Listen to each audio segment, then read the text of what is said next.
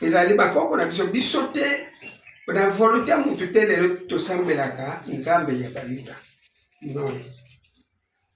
Tozwi acte 2 verset 9 na lobi acte 2 verset 9 na lobi acte 2 verset 9 tangana kuma Yesu awa na kati na biso tozena bata parte ya Medi na Elami bato misusu bafanda na Mesopotamie na région ya Judea na Cappadoce na Pont mpe na région ya Asie na Phrygie mpe na Pamphylie na Égypte mpe na ndambo ya Libye oyo ezali penepene ya Cyrene. Bato misusu bafandi na Rome. Bato misusu babota Bayuda bamisusu bakoma kosambela nzambe Bayuda.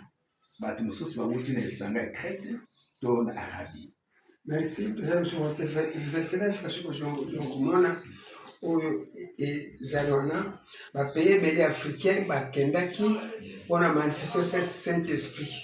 Saint-Esprit ntango ekitaki baisraélite kaka te bazalaki wana mon frère ser na biso baafricain tozalaki wana me yeba ntango wana ezalaki kaka 5 pays kaka ezalaki na kati ya afrique bapays oyo nyonso ezalaki te tozwi ezali 19 verset 18 tobanda verset 18 landa bien mpona nini biso fo tosambela nzambe bayuda mpona biso no bakoko na biso alliance na esalama ya nzambe bayuda yango mpe biso lelo tosambela nzambe ya bayuda apati bakota na ndeko ya moïse aweka profesia ya Ezaïe ava yesu abotama ava bango bakendela acte 2 me nini Ezaïe azo prophétiser Esaïe 19 verset 18 mokolo wana na mboka Egypte bavile mitano ekomanda kolobama ku Bayuda mpe bato na yango bakokata sileke ete bakotosaka Yawe yango ya nyonso kombo ya moko na yango ekozala vile ya moko. Merci.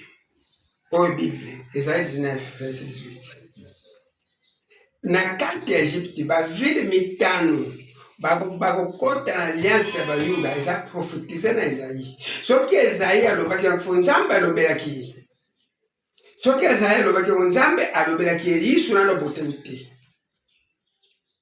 Comment faut faire comprendre mon frère et sœur koyebisa koloba yisu kaza nzambe ya bayuda mais awa Ezaïe azoprofétise yisu na lobotami te na awa na acte 9 azobaki ta molimo kitaki mpe race noire mpe ekitaki.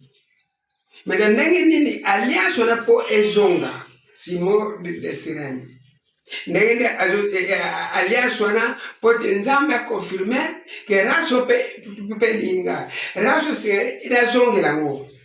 Mon frère premier ya race noire na kozongela ngo po toyebi te place tokotaki na rere race noire yonde mutu nzambe asala liboso nzambe apesika professionnel faire comprendre bino mikolo za place de barrière tosala mpo nzambe asili biso po pouvoir kende na mindele mete po ezonga na alliance esalema susu na race wana Simon de Cyrène azalaki noire nini ezosalema.